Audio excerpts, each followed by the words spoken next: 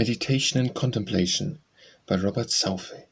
The Jesuit Richeome distinguishes between meditation and contemplation in a manner worthy of being quoted in any book which should treat upon English as synonyms, the distinction, though applied in a religious sense, being general. Contemplation, he says, is the regard of the eyes of the soul, fastened attentively upon some object, as if after having meditated of her creation, she should set the eyes of her understanding fast affixed upon the greatness of God, upon the beauty of the heavens, or having discoursed of the passion of our Saviour, she beholdeth him present, and seeth him crucified, without any other discourse, preserveth constantly in the spectacle. Then the soul doth contemplate upon the meditation, so that contemplation is more than meditation, and as it were the end thereof, and it groweth and springeth upon it many times, as the branch doth upon the body of the tree, or the flower upon the branch.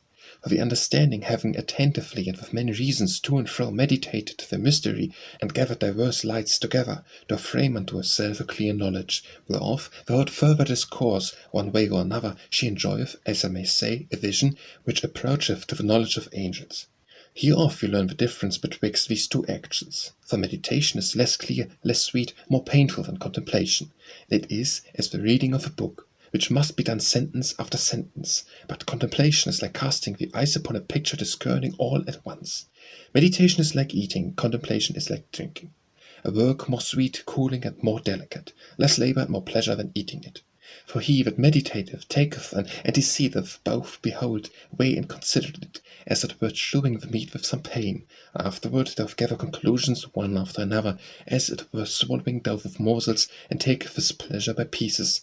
But he that contemplateth receiveth his object without pain, swiftly, and as it were altogether, as if he took a draught of some delicate wine. Such is meditation, and such is contemplation. Philosophical as this is, the consequence which must result from applying it to acts of devotion are apparent, and of this no doubt the Jesuit and the other teachers of this doctrine were well aware.